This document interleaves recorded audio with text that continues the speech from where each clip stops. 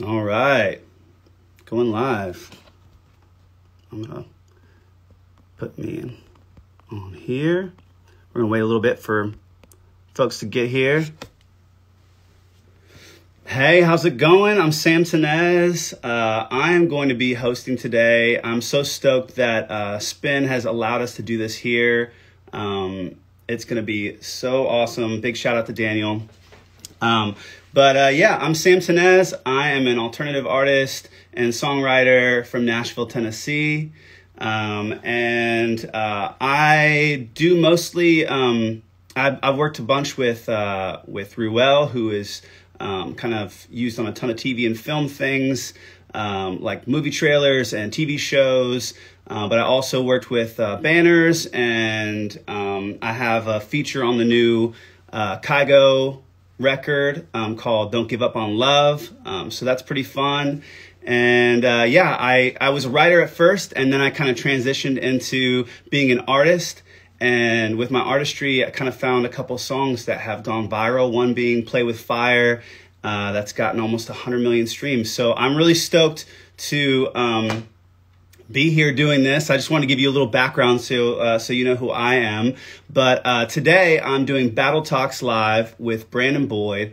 And what Battle Talks is, it's a series I started kind of based on my EP that's out called Warplanes EP. And it's basically about how every great artist, behind every great artist is a battle story. So that is the background on that. And Brandon just joined. Awesome. Well, I'm going to give a little bit of a shout out to Brandon and give you guys some info on that. Brandon is the lead singer of Grammy-nominated band Incubus, as you guys probably already know. But what you probably don't know is that they have sold 23 million records, and they've had huge hits with like Drive and Pardon Me and all sorts of songs. Wish You Were Here, that's another one I love. And they pretty much accomplish everything that a band dreams of accomplishing. Huge arena tours, been on late night TV shows. The guy is a legend. Honestly, when I was in high school, I actually had a band, and we were basically trying to be Incubus. So this is pretty exciting for me too. I'm a huge fan of music. There is no mystery there. So I'm stoked. I'm gonna ask Brandon to join on here soon. So whenever you're ready, Brandon, you hop on here and let me know, request to join, and I'll add you. Yeah, I know. It's kind of wild being on here on Spin Magazine, huh? It's different. But I love it. It's really cool they let us do this. So this is just kind of giving more of a platform for what we're doing. It's so awesome. I'm looking on here. Okay, there we go. There's Brandon. I'm going to go live with Brandon.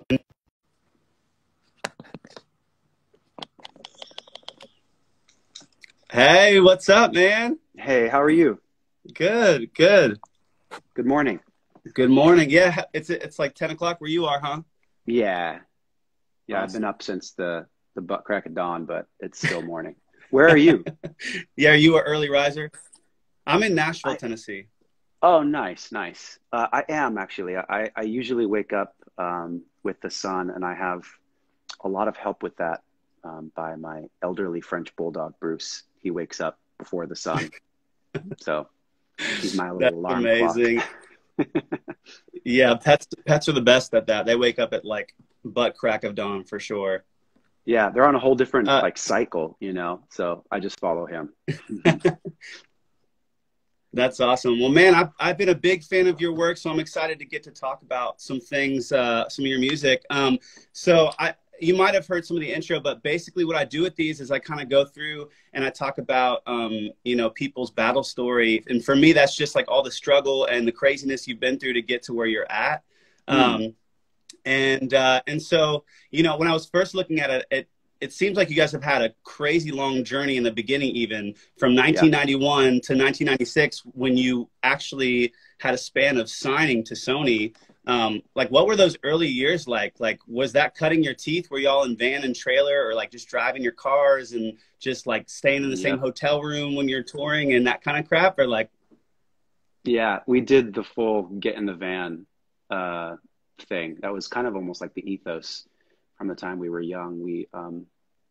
I think we kind of knew that we had a long way to go as far as our songwriting was concerned, but the part that was the most fun and still kind of is the most fun was just playing live, was just being in Yeah. front of people, even if it was, four people at some random bar somewhere. Uh, so we did that. We did that kind of ad nauseum for, quite a few years before we even got into a tour bus. And then once we got into a tour bus, we were able to sleep a little bit more. I think Yeah. it sounds like you kind of know the drill as well, but Oh, there, yeah. riding around and then driving ourselves around the country in a 15 passenger van with a trailer attached to it. Um, I have I have mixed memories about it. I suppose mixed feelings in the memories about it. It was super fun, Yeah. super chaotic, and Yeah. really hard. Like really, really hard. Go Where for it. you start to understand why most bands don't make it past that point because it's like it's grueling and you Yeah. don't get sleep and you have to like rock paper scissors for who gets the bed in the hotel room, and sometimes three of you can fit in the bed and you learn to snuggle with your best pal, you know what I mean, like you just, yeah. So Yeah, we all miss snuggling right now, that's for sure. oh my god, so much. So when you first signed it in 96, like what did you feel like, oh my God, we made it, like this is the moment, or did you realize, whoa, we have a whole lot of ways to go? There was a sense of excitement about getting signed. Yeah. We actually knowingly turned down some like bigger record deals that were Wow. offered to us, um, and sought out a smaller label in what was then Immortal Records. Yeah. And so it was much less money, but it was a better deal for us in the long run. It was a little bit more like a development deal. So it basically had money in the budget for us to stay on tour. That's amazing. And we knew that the more we played, we would be kind of honing that skill, which was so important to us. But then we would also be just by sheer numbers, by playing enough, we would eventually become like a better band. We felt like that was Yeah. an inevitability. So no, we didn't feel like we had like made it when we got signed. I think that I know that my understanding and my realization at that point when we actually signed the record deal was like, now the real work starts.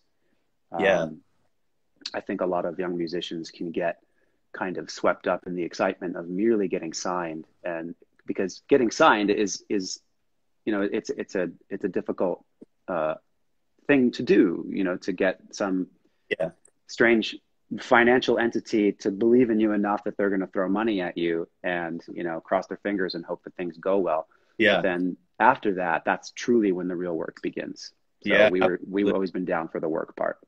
Man, well, I'll skip around a little bit too, so you'll have to forgive me in that. But like, Science was a huge record for me personally. I remember hearing that record and feeling like nothing else sounded like it at the time. It was just like Thank you. all on its own. It was almost like from another world. Like what was the biggest influences for that? Were you influenced by grunge and hip hop, or like what was kind of happening to like bring those sounds out?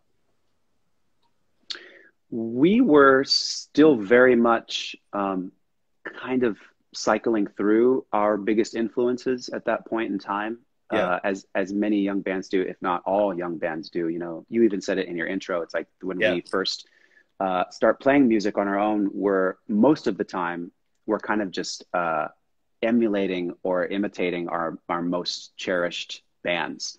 So Yeah. for us, that was like Primus and the Red Hot Chili Peppers and the Yeah. Beastie Boys and Pearl Jam and Rage Against the Machine and Yes. Soundgarden. You know what I mean? Like we had this huge uh, list of bands that we couldn't even put one of them first. It was just like we loved all of this music, and we were really blessed to be the age that we were in the time that we were when we started our band, because it was really like this. It was like a renaissance in Yeah. music. It was hip hop was flourishing, rock music was flourishing in the form of grunge and Yeah. other kind of subgenres, and hardcore music was flourishing.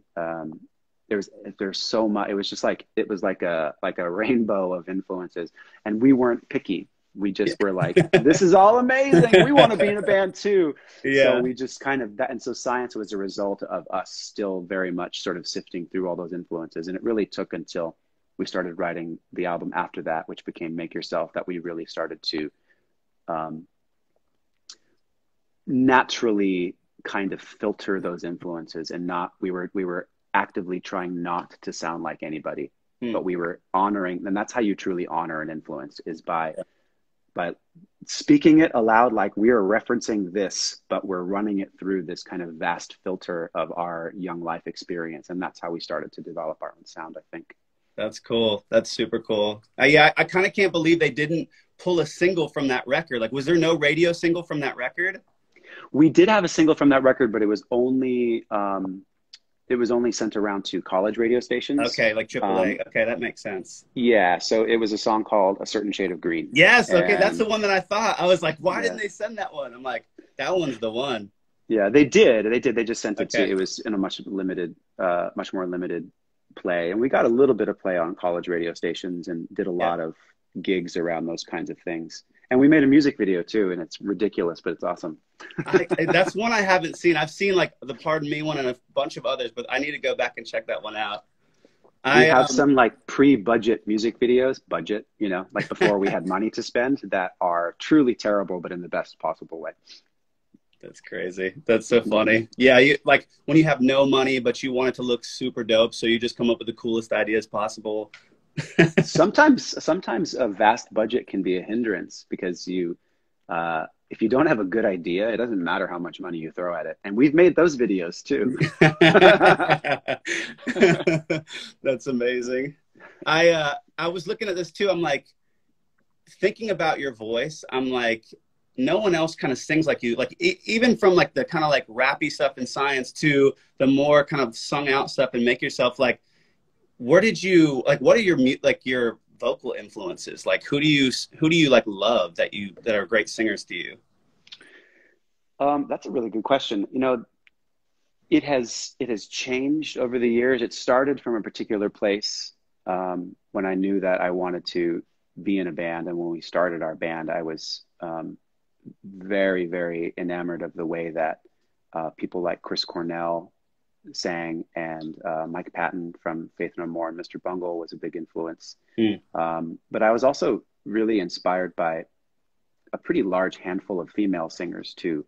Yeah. My voice is, it kind of rides this middle tone between what are classically male ranges, but then I can also drift into kind of what are more classically female ranges. So I've been unconsciously attracted to a lot of female voices over the years, and some of which are like Bjork and PJ Harvey, and among many, many others. But those were pretty massive influences on the way that I sing as well. You're so experimental with your tones. It's almost like you have an instrument and you're just finding more and more unique ways as you went along and made these records to use your instrument. And I just always love that about you as a vocalist. So great. Thank you. It's a funny thing, because I found myself in a band with these are guys that I grew up with since I was a kid. Jose and I have known each other since we were in 4th grade, and we met Mikey in middle school, and all of us became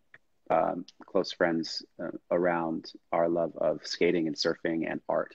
Yeah. So we were already kind of banded together. So it was a very natural progression for us to start playing music together. And I think that the way that my voice has evolved over the years is, in many ways, a reaction to my influences, like we were talking about, but in a lot of ways too, it was a reaction to the kind of prodigal, vast musicianship of the guys that I find myself in a band with.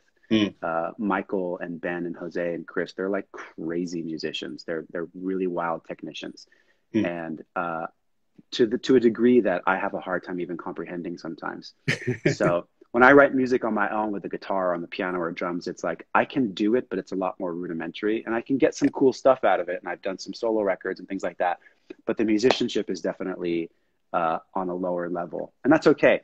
But so what I mean is, with my voice, and as it responds to the way that we write music together as Incubus, is it's almost like I'm reacting to uh, an alien landing a ship in my backyard, and I walk down and try and have a conversation with them. So it forces me to rise to an occasion that I otherwise would not have risen to. And on a good day, I really hope that the way that I interpret, you know, Michael's guitar riffs with my melodies and lyrics, I hope that he's having a similar experience, you know. And I think sometimes he does, where it's like he's surprised by what I present. He's like, I would never have thought to do that. And it's not because I'm the brightest bulb in the chandelier. It's just that I'm a highly like adaptive person. I can like, you know, I can do the dance with him, which is fun. Yeah. Well, I believe that. I believe that. You know, when I was listening and kind of like researching before this whole interview, I noticed that like that's something I didn't notice before, that you guys produced a good bit of the Make Yourself record by yourself. Is that true? Other than the singles? Yeah. We well, we even like produced those songs as well. We just we've worked with some amazing producers over the years. We've been really lucky between Scott Litt, who did Make Yourself, and Pieces of Morning View, to, you know, Brendan O'Brien, and Dave Sardi with our more recent album 8. These are all guys that were there, you know, they're like at the top of the list for producing rock bands. We could not have asked for better guys to work with. But we have always been a band that's been very self-informed in that regard. We have very clear ideas of where we want things to go. So what's amazing about working with guys like those 3 that I just mentioned is that I think they come into the projects understanding that we are we're fluid, and that we're open to all kinds of ideas, but that we're not just sort of like there to be told what to do. Like we're actively involved in the process at every single step of the way. That's what makes it fun, you know. That's cool. I like your shirt, by the way. Deftones, those are our boys. Thank you. You know, it's so funny. I actually had this shirt like way back in the day, and I just recently kind of bumped into it on eBay, and I was like, I've got to get this shirt again. Like I miss. It's like an old new stock tour shirt. So I was like, I've got it again. Nice. But, yeah, those guys are great, man. So good, so good. One other thing I was thinking about too is, like, you know, I've watched some interviews with Phantogram. I'm not sure if you're familiar with them, but like Phantogram and them working kind of with Ricky Reed on a song called You Don't Get Me High Anymore. And, you know, one thing that they were saying is like they have this tight-knit group between Sarah and I can never remember the other main guy in the band. And, you know, bringing somebody else in from the outside that started speaking into their art was a little hard, but they also had enough respect for him to let him kind of insert a few things. Is that kind of more the process that was happening for Pardon Me and a few other songs on Make Yourself? Yeah, with the producer Scott of that record, you mean? Yeah, there was some element of that. There was the way that he produced was interesting because it was different than other producers we've worked with, in that it was never like, don't do that, do this. You know, that's not really how that's ever really worked with us. It's more like that moment right there, I really like that. That's really good. This is the best part of the song, and run with that. Yeah. And so it's a little bit abstract, and so you're left to sort of interpret what does he mean? Like, should we make this part twice as long? And then you see him in the corner, like, you know, scratching his chin, like, yeah, maybe. Man, and so it's a conversation of sorts, you know. I miss those type of producers. I feel like these days producers are a new role where they're building the track and they're mixing it and they're mastering it. And they have the vision for the thing, you know, for, you know, kind of what you kind of referenced in some other things as like, you know, electronic music, and, you know, it's kind of less bandish. And I miss, you know, a real band being in a room, someone kind of observing from the outside and kind of pulling the gold out. There's something magic about that for sure. I agree. And I think that it's one of the reasons why, even though like rock and roll, the idea of a handful of people, each individually specialized at their instruments, getting into a room together and you you know, making something, as it's out of favor right now. It is not Yeah. the music du jour, but it kind of comes in waves. Yeah. It falls out of favor, and then it falls back in favor in a big way, and then it falls out of favor, and then it reinvents itself in some other way. And so it's been interesting to be in the same rock band for now almost 30 years and watch those cycles, watch what we do fall out of favor and then come back into style, Yeah. and then fall out of favor and go back into style. It kind of makes me think that the idea of rock and roll will never fully die off, even though it has like zombified periods where it's drifting on a life that it once had, and it's sort of like, you know, cloudy eyed walking into the future somewhere. But Yeah. sometimes, you know, bands emerge, new bands, and they reinvent it in a way that sounds completely new. And then sometimes bands that we have known about for some time come back with an album that's completely fresh, and it changes the conversation. So Yeah, absolutely. Yeah, I think Billie Eilish has been one of those people who's kind of opened up the idea that pop music can be dark. You know, it's like there was this whole thing of like it has to be shiny and perfect and whatever else. And Billie Eilish and her brother came in and were like, "Hey, we made this in our bedroom and it's super dark." And yeah. What were you saying? Oh, I was just going to say that it's wild to see what becomes popular and what rises to the fore, and a lot of it has to do with the artist, in this case Billie Eilish and her brother. Yeah. But so much of how it's received depends on the kind of the societal circumstances or the cultural circumstances that are ready to catch it and absorb it and accept it. So it's wild, because it's possible that 5 years ago or 10 years ago, Billie Eilish wouldn't have worked, and she could have gone more obscure. But the way that the world has shifted and the way that it has, it like met her and her thing at this exact moment. And it's a really wild phenomenon to witness, or God forbid, to be the band that meets the world at its moment at any particular time.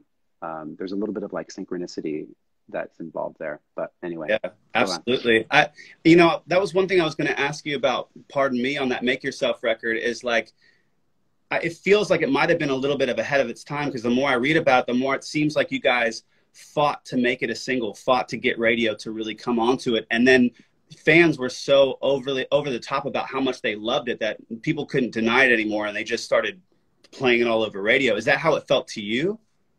Yeah.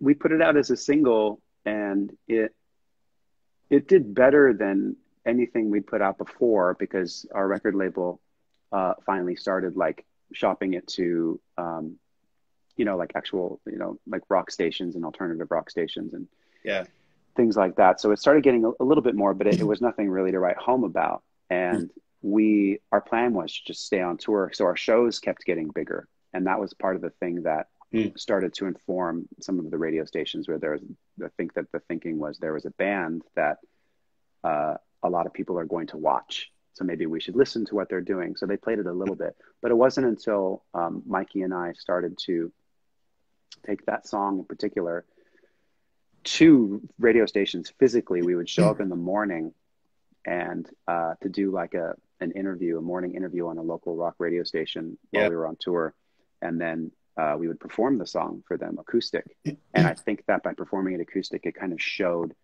the song. We played it, as it exists. It just didn't have drums and backing instruments. It was just a guitar and a vocal. But I think it showed those radio programmers what the song was at its core. Maybe there was more substance to it than they had been able to see in the album version. I don't know. But then at that point, the album version started to get picked up, and it got played a lot, which is awesome.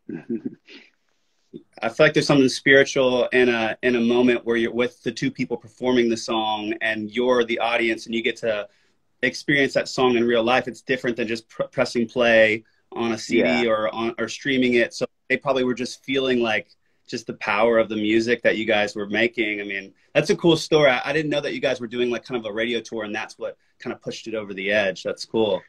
Well, we were on tour properly. We were playing every night. We would show up in the mornings, sometimes at ungodly hours, and perform a couple of songs. So we were doing like we were doing multiples a day. And speaking of like Dang. battle stories, that was a period of time that was fun and exciting, but it was also really scary because I don't think any of us had ever experienced actual like fatigue like that, you know. Mm. It's really a young man's game or a young person's game Yeah, because it's true. if they asked us to do the same thing, to do like 12 shows a week now, I'm like, no, that hurts too much. That hurts my body too much. But when you're, you know, when you're 22, 23 years old, you're kind of like, oh, that's going to suck. Let's do it. You know, yeah, all this like spikes in you still. That's so Um, true. That's so true. but it was hard. It was really hard. Like there were periods of time where uh, you just, you're so underslept that, and the only place or time to take a nap is like under the drum riser with earplugs in. And so you go and you take a nap on the So floor on the crazy. stage, or that's the period of time where it's like you eat when you can, you sleep when you can, not because you're hungry right Yeah. now or because you're tired. It's like you just get those basic needs whenever you have a tiny little sliver of time, and Yeah. you steal them away to the best of your ability. I was looking at too, like, Morning View was another record that was like, after Make Yourself, to have another record that was even bigger to me, like, it's crazy. I think you guys had 4 or 5 singles on the chart at some point with that record at the same time or Mm. something. And, like, what was your mindset when you're making it? I know as an artist, it's really hard to, like, if you have past success, to not try to just repeat what you did. Like, Mm. where did your headspace go to keep you from landing in this, like, it's not sophomore slump because there was other records that happened before it, but that sort of headspace of a sophomore slump of like, oh my gosh, here's my first huge commercial success. This next record better be good or we're gonna, did you have any of those fears, or did you just make art? You know, some of those concerns were expressed by a couple of the guys in the band here and there during the process of making both Make Yourself and Morning View and successive records after that. I can only tell you what my experience was in amongst those things. I had almost an ethos of sorts that helped to uh, enrich the challenge Mm. of creating original work, and also take some of the pressure off of myself. And really the ethos is you're not allowed to repeat yourself. Mm. So that makes it harder. Yeah. But there's something kind of liberating about that too, because you've drawn yourself a boundary of sorts where, Mm. when we talk about art and boundaries aren't words that are like synonymous. In fact, they're almost diametrically opposed Yeah. from a certain point of view. But when you draw yourself a boundary that's pretty clearly defined, and it's something as simple as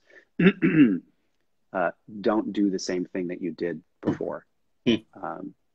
consciously at least, because we all have creative patterns, and we're going to repeat certain things, whether it's the cadence of our voice or the style of delivery, things like that. We don't Yeah. have as much control over, so we'll let go of that. But in terms of like Drive was a big hit, let's get another one of those, which we heard that a lot from Yeah. management and record label Yeah. and people who are experts and things like that. But our collective reaction to that was, that would be lame. There's nothing cool about, like, that's awesome that song is doing so well, Yeah. but that would be a real cop out for us, both creatively and personally and intellectually, to merely copy our own formula. And so we decided, like, we don't do that. And even if it means that was our biggest moment and we were already past it, Yeah. so be it. So we were much more, I suppose, adventurous in our creative ethos as a band, and we still continue to be. And the thing is we probably have left a lot of potential, like, success on the table for having that Mm. kind of stubborn ethos. But the flip side of it, or that the result of that, is that we still are a very active, very enthusiastic band, and we still love making music together. Yeah. And partly because we're like, yeah, we don't Yeah. do that shit. We're Yeah. we're looking for gems. We're mining for gems. We're not polishing Mm. turds that already existed. So I love that. I mean, it would be so low hanging fruit to do another Drive because Drive was so massive. I mean, I remember like everybody I knew who was learning to play guitar or loved alternative music. I guess you'd call it rock at that time, but it's like they were all learning Drive on guitar, and it was a huge. It was just had a huge footprint on people, you know, of my generation of like, man, like there's so it would be so tempting to do another Drive, to do another acoustic, kind of, you know, catchy kind of thing. But you guys were like, no, we're going to do something totally different. And I think it paid off in a huge way. I mean, you know, even too, I noticed that with your record after that, you guys, A Crow Left of the Murder, like you guys went kind of to another places again.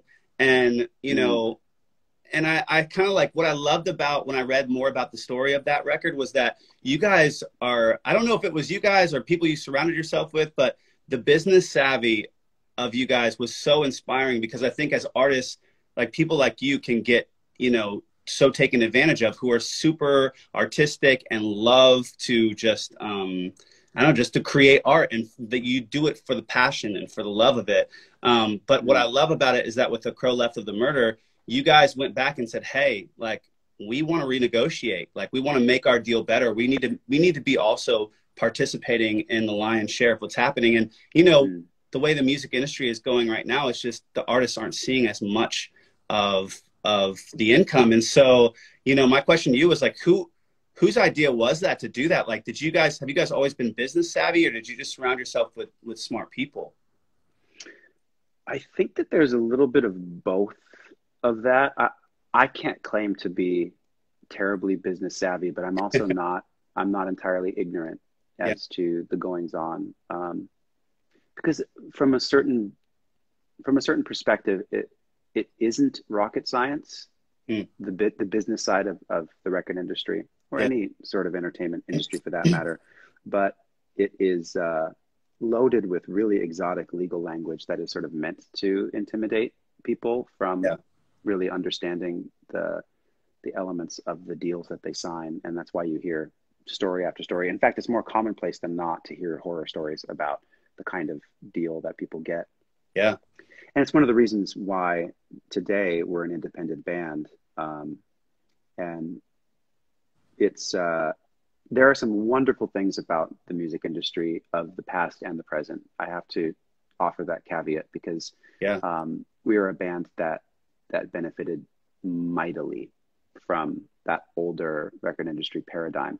Yeah. But it wasn't without some very hard fought battles in amongst all of that. So when things were going really, really well, we celebrated those triumphs with our record industry partners. But then there were moments when we could start to see some of the places where our record industry partners were starting to take advantage of us and started to take advantage of our kind of like glossy-eyed creative naivete. And we wanted to just protect ourselves. And there was a certain element of fairness that started to get kind of thrown out the window. So you are correct in assuming that we did surround ourselves with some very capable people in the form of manager or legal representation. But then we also made a point to educate ourselves from at least some modicum of education around what was happening. And we made some very key strategic decisions that allowed us to be both creative and perform, and in some instances, creatively finance what would potentially be like litigation. You know what I mean? And there were certain instances where we actually combined all of them together, and we ended up benefiting in certain respects as a result of being able to see like in 360 degrees. So to any sort of younger musicians out there, or you know, people on their way up, I think that it's you can get too lost in the kind of left brain analytical legal jargon around the record industry, and you can become too business savvy, and you can kind of lose sight of why you're there in the first place, which is to be creative and and to make music and to make art. But then you can be too lost in the full right hemisphere part of creativity, and people will just take advantage of you. So what makes sense is to kind of have an area where you know how to cross-pollinate both of those hemispheres and learn how to watch your own back, learn how to surround yourself with capable, trustworthy people so that you can spend most of your time in those creative spaces. Does that make sense? Yeah, I have to think that like the reason why you guys are still a band today and considered a legacy act of like, you know, of a high level is because you guys made a business decision like that, where it allowed you to continue. And, you know, because it's not just like a selfish, I want more money. It's like if I'm not fairly cut in, I'm not able to continue to do what I love. And I think artists forget that, you know, and so you guys made that decision, and I'm sure it was hard, but I'm thankful for it, because then we got more music from you guys, which is awesome. So super cool. Yeah. Thanks for noticing. And I don't want to discourage, once again, younger musicians or people that are breaking into the industry from doing so, because there is so much incredible experience. There's so much magic to be experienced in a life of making music. But like any other walk of life, and really any walk of life, any trade you find yourself in, any anything in any realm of experience, if you don't have one ear to the tracks, so to speak, and one eye up in the clouds, you're going to find yourself tripping up in certain places. And it's not as if we didn't make a handful of mistakes on our own, and sometimes continue to. But I think that there are certain practices and behaviors that people can employ on a day-to-day basis that can help mitigate some of the just life's risks. Life is a little bit like wandering through a garden where every once in a while there's a landmine. So you can appreciate the garden, but if you don't have one eye on the floor, sometimes like you'll just step on something that's going to blow up in front of you. So then all the beauty's gone. That makes so much sense. I'll dive back into some more music for the fans.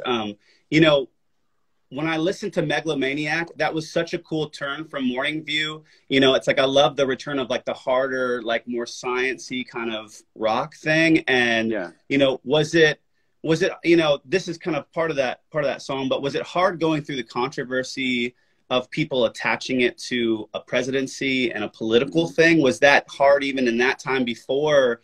I think that was probably before Twitter and before, you know, a lot of this social media craziness. Like, were you expecting that reaction when you put this song out?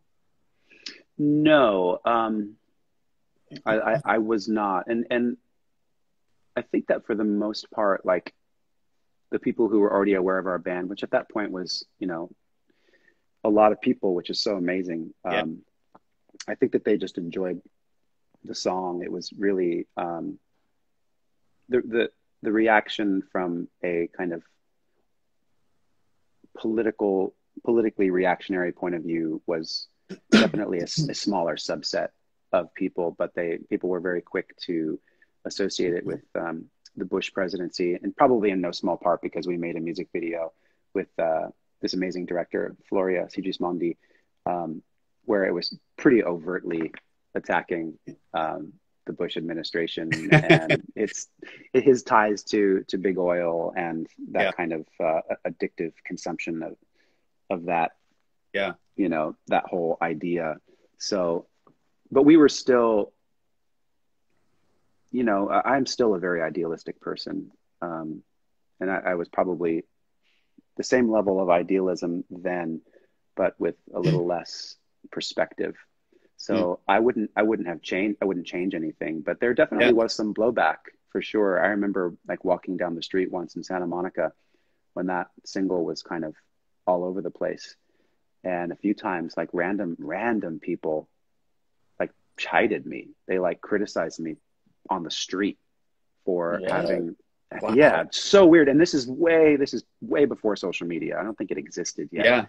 And these are just people's opinions about it. And it was almost like a how dare you criticize our leader kind of a thing. And do you remember that period of time, like when after 9/11? It was for quite a few years where any kind of critique and it's still here now. Any Yeah. critique towards American leadership was considered un-American. Yeah. And that's still, to me, it's like the weirdest concept to live in a country that exalts freedom of speech as much as we do, but then Yeah. be so quick to want to clamp down on any form of peaceful dissent. Yeah. So there were really only a handful of moments that were kind of strange like that. For the most part, it was a really positive experience.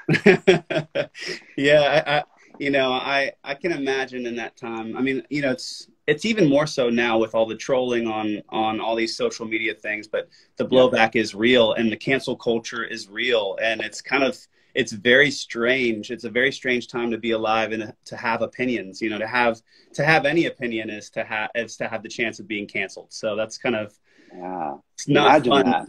Which kind of gets me into the next one, agoraphobia, the fear of going outside, the fear of being outside. It's like with all this craziness, happening,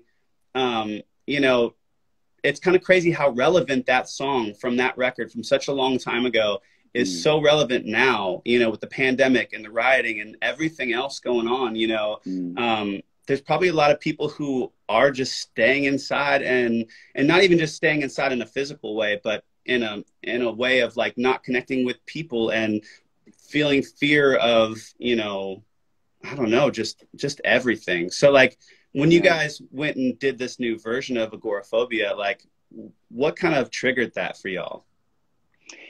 It was Mike and I were chatting about just recording some music, because both of us have very kind of humble recording setups at our respective homes, and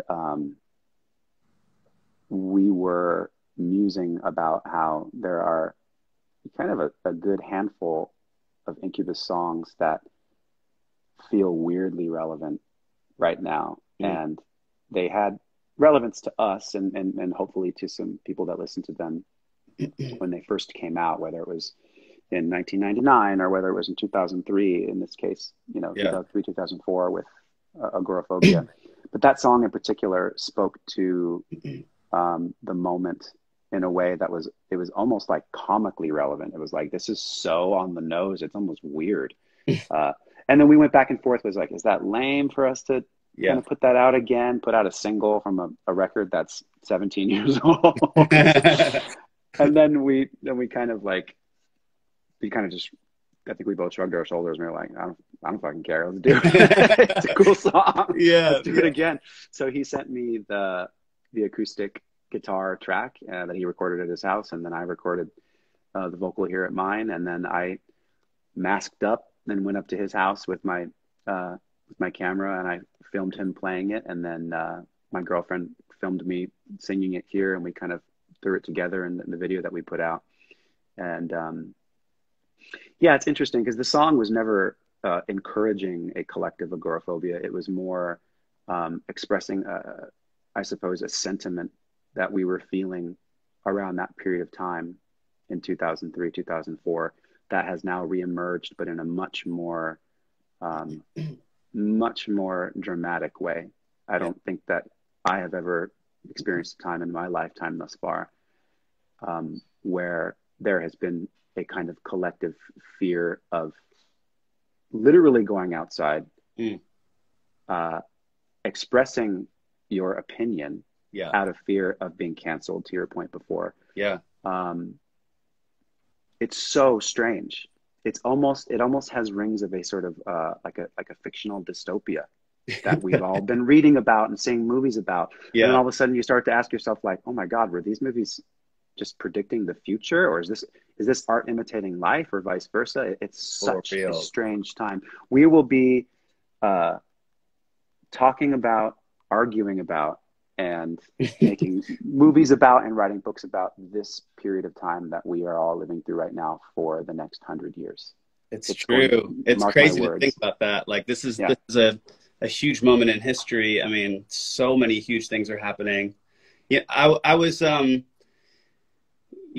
watched the quarantine version of Our Love, the performance that you guys did with that too. Where are you? Where is that, like that ceiling that has the cool pattern? Like oh yeah, it's a yurt. I have a yurt on my property here, Oh and my gosh. I live in the Santa Monica Mountains, so I have a little bit of space, which is amazing right now. I feel so Cool. blessed to have a little bit of space, but Yeah. it's a short walk from my house, and the yurt is it's like a tent, but a really nice tent, and it was originally invented in like outer Mongolia. Crazy. And they used to line them with furs and things, and they would insulate them with fur and skins, and then have a wood burning situation in the center of it. So mine's kind of like a modern version of that, but it's mostly where I paint. That's cool. I didn't know you painted. That's awesome. Are you, Yeah. do you do a lot of art yourself? Like, do you have any plans to do any kind of stuff by yourself? As far as visual art or audio art, what do you mean? I guess all art, like, have you ever done a solo record? Like, is that something on your mind? Yeah, I've actually done two solo records over the years. My first one came out in 2010. It's Okay. called The Wild Trapeze. And I really like the record because it's a very pure album. There's not a lot of studio trickery to it. I Mm. recorded it uh, alone with a friend and a producer named Dave Fridman, upstate New York in the woods in a converted Amish barn. And I played all the instruments on the record. So all the guitar, the drums, the bass. Dave is a more accomplished keyboard player than I am. So he did some of the more complex keys, but Yeah. he mixed it and we put it out, and it's kind of a little bit more of like a cult success than anything, hence the reason you probably never heard of it, but it's worth Yeah. a listen. And then in 2013 or 14, one of those years, I did a record with our longtime Incubus producer, Brendan O'Brien. He and I did a record Awesome. together, and we called it Sons of the Sea. And it's a completely different kind of album that I've ever made. It's like really weird psychedelic pop. And so it has like sort of through lines with Incubus, but not intentionally. I think it's just because Yeah. I'm the singer and the lyricist, and it's probably Yeah. the most through line type of a thing. But it's also worth a listen because it's very musically dense, lyrically dense, and fun. It's a very fun album. I've got to go back and check those out. I'm an absolute doofus for not knowing about that. Everybody's like, "How did you not know?" Well, They're the right, thing is though. too. They're right. Well, it's a I take zero offense to the fact you never heard of it, and part of me is kind of excited that you haven't heard them because you have you might really enjoy them, or you might hate them enough to curse even having talked to me today. You never know. Like, that's kind of exciting. But yeah, they also, the most recent one, Sons of the Sea, I put it out independently, and that allows me to keep a large level of control over it, which Yeah. creatively as an independent artist is really important to me. But it severely limits its reach because I don't have like the financial might of a big record label. Yeah. So most people haven't heard that record, and there's something that, it's like I'd love for lots of people to listen to everything that I do or that we do in Incubus. But there's something about records being like slow discoveries over periods of time that I'm almost accustomed to at this point. Incubus was never a band that was popular immediately. Mm. Our progression in both creatively and our career has been the slowest arc. It's been like, it is the proverbial slow burn. Yeah. It's the joint that like never goes out. You know what I mean? Yeah. It just keeps sort of climbing, plateaus, dips, climbs, plateaus, dips. And so I've come to understand that almost everything that I do and work on has that kind of effect. And so it's fun. Like, people are still discovering Incubus. People are going to be discovering the things that we do collectively, but also individually for a long time, which is really exciting. Yeah. It's absolutely a legacy of art. I'm like, when I think about how many records you guys have made, it's like, it's not enough. Like, it's so much, I could never cover it all in 1 hour. So, which is so cool. Well, I was going to ask you two more quick questions before you go. And I always ask these same ones.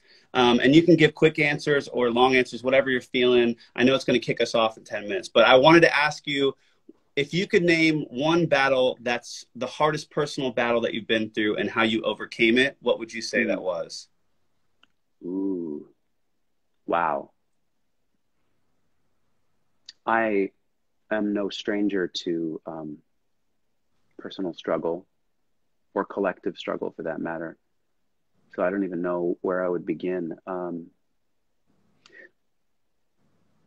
Excuse me. I suppose one of the things that have been the most challenging for me has been I had a kind of I had a very humbling experience about 10 years ago. Well, it began about 10 years ago, in that I started to, it's so long of a story. I'll just say that I had very severe health issues for a period of time. And it's not easy enough to state in like, I stubbed my toe real bad, then I lost my toe and it was hard. It's like, it's not like that at all. It's this kind of long, protracted event that led to a great deal of physical pain in my body for what felt like an excruciating period of time. And the high level pain part lasted about 6 months. And every doctor in modern medicine on the West Coast felt like they were in the hospital with me and nobody could diagnose me. It was a very strange, frightening thing. And so I went through a long period of having to accept certain things. And it was around mortality and certain ways things were going in my life and my relationship to, most notably, myself, but then also my relationship to the people that were closest to me in my life. So on and so on and so on. Like I said, it's kind of a long-winded story. I will just say, though, that having emerged on the other side of that experience gave me a kind of perspective that I still to this day cherish. And it made me want to make more music. It made me want to make more art. It made me want to get even closer to the people closest to me in my life. It made me appreciate my experience in our band in a way that I never thought was possible. So, because there was a period of time, without getting too dramatic, where I wasn't certain if I was like dying because the pain was so intense for such a long period of time. That I had to kind of like, I had to reckon with certain things. And it was, but in retrospect, it was a really beautiful experience because pain can be so incredibly informative. And not just in your body's intelligence telling you where something is going wrong. Pain can inform some amazing kind of spiritual breakthroughs, or almost like metaphysical breakthroughs in the way that you perceive the world. So that was the takeaway. Oh, wow. I love that. I feel that for sure. That's pretty great. And then the second question I always ask, which we've kind of covered some of it, but, as an artist and, in your career, what would you say is your biggest battle that you faced in your career and how did you overcome that? Interesting. I honestly don't know how to answer that question in the same respect. These are big questions you're asking, and I appreciate that you're asking them because they are they're worthy of conversation and they're worth digging into. But the biggest battle I faced in my career, I suppose, once again, that in our career there's any number of seemingly insurmountable mountains that we have surmounted. We've climbed to the top of and gotten incredible views once we were up there. But I think one of the things that's been the most challenging has been, once again, a kind of a battle of self and of self-perception, and being able to battle one's own personal demons, whether they are psychological or chemical or egoically based, or any number of those things. And so in my own career, I think that keeping my ego in check. Mm. And I've made that kind of a something of high priority. Yeah. Where I've chosen to continually humble myself and reach out towards kinds of information, kinds of literature, and kinds of teachers that helped me keep one's, or in this case, my egoic experience of being in my position in keeping it grounded. And so I've been fascinated with learning about the idea of ego and its evolved capacity and where it comes from, what it is, how I am not identical to it, not associating too much with it. And it's no small feat being the singer in a big stinky rock band to try and keep your own ego in check.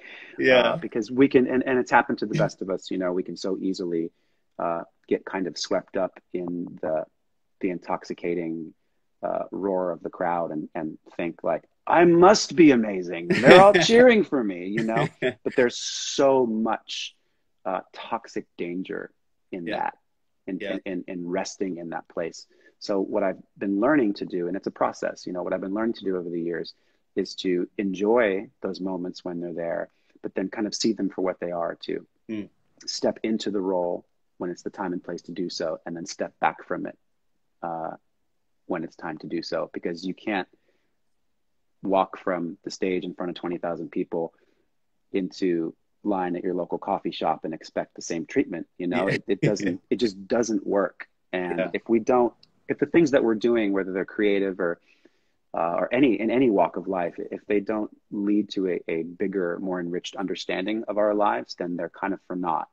You know what I mean? So it almost doesn't matter what you do, whether you're the president, or whether you're a big rock star or a big actor, or you're a woodworker, or you're a gardener. It's like any walk of life. It's like if they're not helping to enrich our understanding of our place in the world, then they're kind of it's just masturbatory, and it's like you're wasting your time. You know, does that make sense? Man, I love that. I love that. I love hearing that from you too. It's cool to talk to you at a place that you're at, where you've had so many years of doing what you love and what you're passionate about in the way that you've done it, you know, and still kind of maintain that headspace is a beautiful thing, man. I like, props to you. And I'm sure you've had to do a lot of soul searching and digging to find the gold that you're pulling out right now. So I appreciate you sharing that wisdom with all of us, because even for me, kind of, you know, getting started and all this stuff, I love hearing that, because it is a battle to fight your ego. And, you know, if you're not learning on your way through all this, you're going to turn into a monster, and that's not what we want. So that's so true. And thank you for summing it up like that, because that is really the core message of what I was trying to say. I can kind of drift off into the clouds sometimes, but you summed it up quite nicely. Thank you. You have a way with words, man. I am definitely a huge fan of what you do, and I'm excited to hear more music, whether it's from Incubus or yourself. I'm stoked. I'm going to go back and listen to everything I haven't heard. I love all you people down here giving me grief, because that just means the passion and the love for you is real. So I love it. It's amazing. But Brandon, thank you so much, man, for being on here with me and taking time on a Saturday to do this. This is awesome. It's my pleasure. Thank you too. Nice to meet you, man. Yeah, good to meet you. All right. I'll see you around. See ya. Take care. Bye. Bye.